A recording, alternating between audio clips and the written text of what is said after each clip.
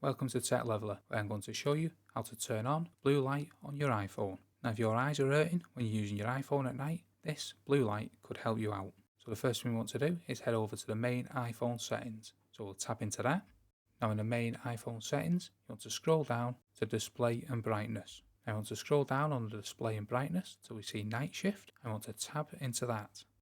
Now this schedule at the top here, you can see it's greyed out. You want to tab this to make it go green, and this is turning on the blue light. Alternatively, you can manually enable until tomorrow with this second tab.